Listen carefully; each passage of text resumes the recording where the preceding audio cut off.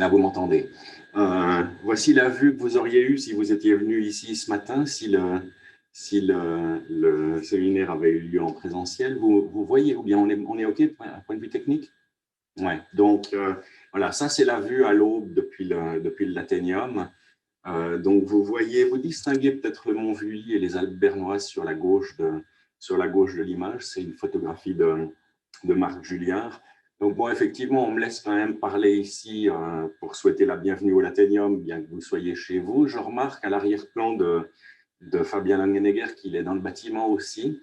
Donc, on est au moins deux. Nous, on pourra partager des pauses café dans le contexte que vous avez ici, donc au musée. Alors, bon, je ne saurais pas trop quoi dire, si ce n'est que, de fait, je dois remarquer quand même que on va dire les nouvelles ambitions du dernier SPM, dont il sera question tout à l'heure, ne sont pas reflétées dans le parcours de l'exposition permanente du Lathénium, qui interrompt, on va dire, son parcours, alors, on va dire, au XVIe siècle, au temps de la Réforme.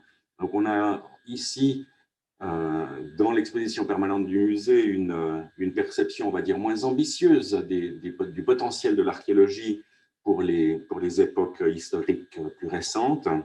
En revanche, eh ben, nous, on a inauguré maintenant, enfin hier, une nouvelle exposition, une expo qui s'appelle Des choses, qui, elle, alors s'étend de l'époque de Néandertal jusqu'au 19e siècle, un petit peu comme le fait le dernier volume du SPM. Alors, cette exposition, elle vient d'ouvrir, et si après avoir passé une journée entière devant votre écran, vous avez envie de vous changer les idées, ben, sachez qu'ici, ce soir, c'est la nuit des musées, donc on a toutes sortes d'activités.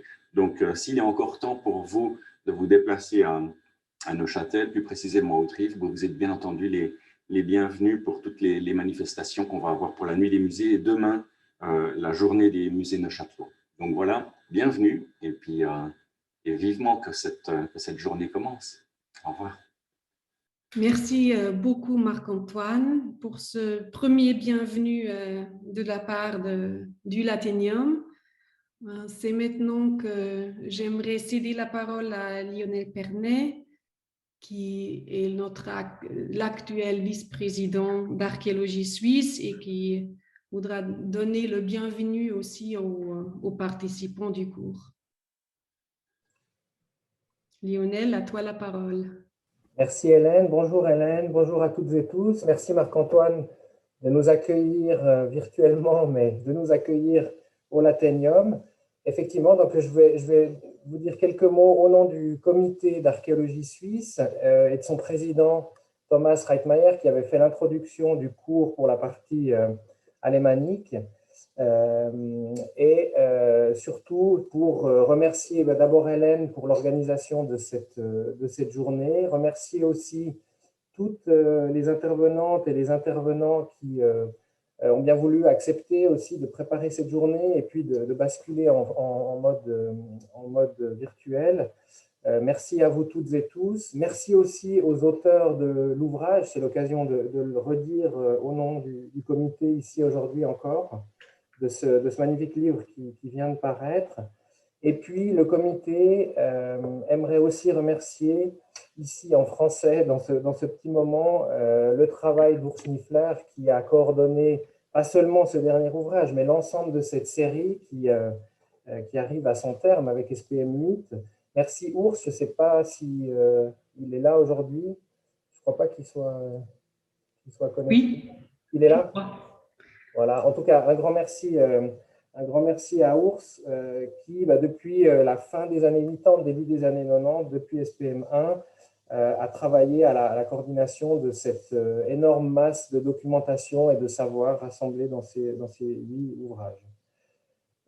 Si vous ne l'avez pas vu ou lu, je vous conseille vivement de consulter le petit texte d'Urs au début de SPM 8 qui pose bien justement le contexte de cette aventure SPM qui se positionnait après le cours de la SGOUF qui était paru plutôt dans les années 70, où il explique d'une certaine manière la révolution un peu copernicienne qu'a vécue l'archéologie pendant ces années 90, 2000, 2010, avec un SPM qui devait s'arrêter initialement dans les années 800, dans une perception où l'archéologie était encore vue, on va dire, comme une auxiliaire de l'histoire.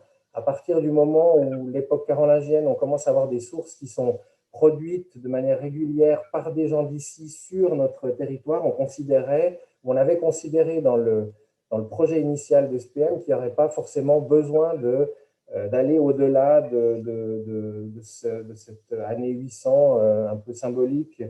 Voilà, donc c'est pendant ce début des années 2000 qu'il a été décidé d'étendre finalement le champ d'SPM, de dépasser l'an 1000, SPM 7, SPM 8, et finalement qui permet de se poser la question de savoir si finalement, ce n'est pas l'histoire qui est une science auxiliaire de l'archéologie, tout est finalement, à un moment donné, de la culture matérielle. Parfois, c'est du papier avec des sources écrites, mais ça peut être des objets.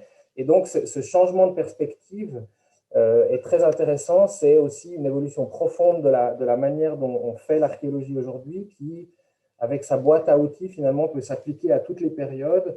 Et je vous invite aussi à regarder attentivement ce qu'a écrit Thomas Reitmayer à la fin de SPM 8, où il trace des perspectives, parce que là aussi, 1850, c'est une date un peu symbolique qui marque à la fois le début de la grande archéologie suisse avec la découverte des palafites, mais qui ne marque pas la fin de l'utilisation possible de cette discipline pour mieux connaître ce qui se passe évidemment après 1850. Et donc, avec quelques exemples, il montre aussi les applications et les perspectives qu'on peut imaginer pour l'archéologie industrielle, pour des périodes plus récentes du XXe siècle, où à chaque fois, on voit, et on le voit avec l'archéologie de la Grande Guerre ou de la Seconde Guerre mondiale, les informations qui sont amenées par les archéologues complètent celles des sources écrites, et donc les sources écrites ne sont qu'une partie, finalement, de ce grand puzzle qui nous permet de reconstituer l'histoire avec un grand H ou la grande histoire. Voilà, donc c'était pour dire ces quelques mots, que non seulement c'est une entreprise énorme, mais qu'elle est aussi qu'elle a aussi pris une forme réflexive finalement sur ce qu'est l'archéologie, à quoi elle sert en quelque sorte dans ses objectifs d'écriture de l'histoire, et comment ça se traduit aussi dans un projet comme celui d'archéologie suisse et de SPM. Voilà, et donc sur ces brèves paroles et remerciements et salutations du comité, je vous souhaite à toutes et tous un excellent cours et une excellente journée en compagnie de tous les intervenants, toutes les intervenantes. Merci beaucoup.